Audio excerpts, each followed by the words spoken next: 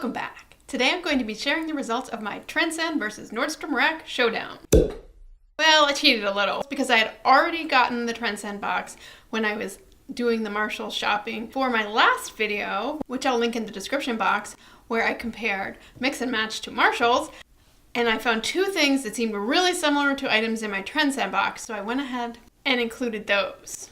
So those were the jumpsuit. The jumpsuit from Trendsend had been $78. It was like a black and white window pane thing, kind of spaghetti strap. Nicely made, didn't fit great. I run to the restroom way too frequently to be thinking about a jumpsuit. Anyway, the one I found at Marshalls was $24. So I definitely beat Trendsend on the price. Unfortunately, the Instagram showdown did not go so well for my Marshalls friend. It was more of a cottony type fabric and it just did not have as polished of a look. Now, actually, I remembered the embroidered dress when I got it out of the Trendsend box. I was like, oh, I remember seeing something very similar to that at Marshalls.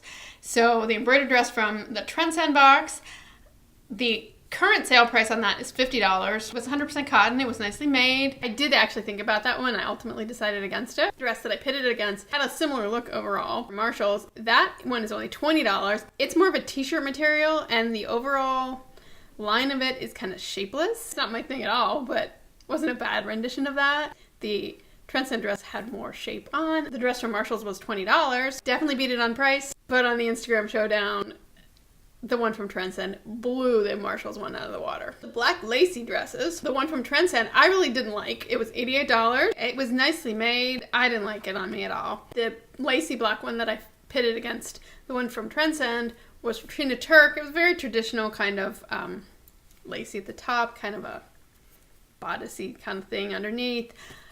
It was $120.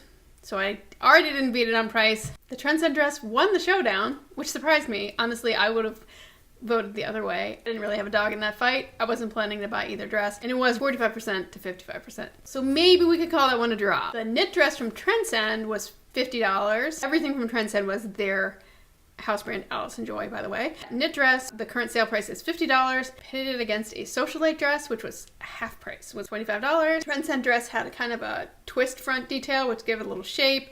The socialite dress had it had like a cowl on it. It was kind of very flared and kind of super shapeless. If you were planning to wear it as a layering piece, I think it would actually be cute with a blazer or cardigan. But on its own, it did lose the showdown. Again, fairly close. The floral dress, which I actually got a really good price on from Trendsend because it was on like an extra sale, so it was $25. The sale price that I'm using as a comparison price is $30 because that's the current price. I kept that dress, so maybe I wasn't really hoping to find something that I liked a lot better. I wasn't really planning to buy a second floral dress. I did it against a floral dress from Beach Lunch Lounge. Was kind of had like a little bit of a bell sleeve action going on. I actually really liked the color. It was like a rusty background. I liked the color. I kind of liked the floral. And it was a rayon rather than a polyester, so it's just a different kind of feel. That was $33. I actually liked that one okay, too. The one from Trendsend did win the showdown. $41.59, but I liked the red dress, so maybe I wasn't trying my hardest. This is not going super well for me. I'm going to turn the tide, sort of, here. In my Instagram showdown, I called this the tailored striped dress. One from Trendsend, from Embroidered, had been a multicolored striped, kind of a little bit like a spaghetti strap sort of top. And I didn't think it looked great on me. It just didn't fit. It was very straight across. It just didn't fit me very well.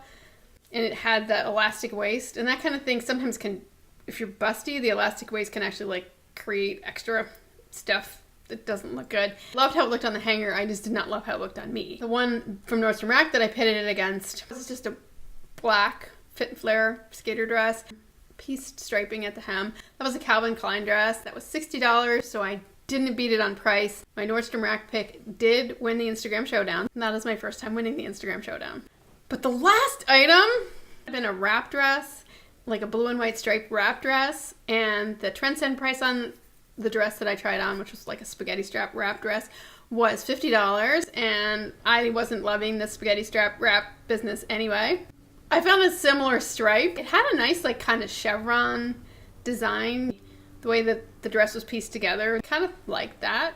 The Trendsend dress had been $50. The dress that I pitted it against was from a brand called ECI, and it was $40, and it won the showdown. Kind of 2 for 7 if you look at winning the showdown, but really only 1 for 7 if you look at winning the showdown and the price. Didn't do so well on this one. Still had fun, and next week, we're gonna be doing fashion. That could be entertaining. I hope I see you next week for that. Let me know below if you're enjoying this series, and if you'd like to see me do more. If you're new to my channel, click subscribe below. See you tomorrow!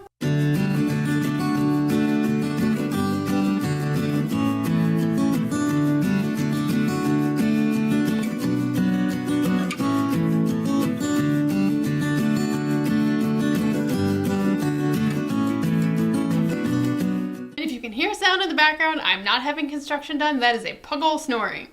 When I want to be dressy in a way that... I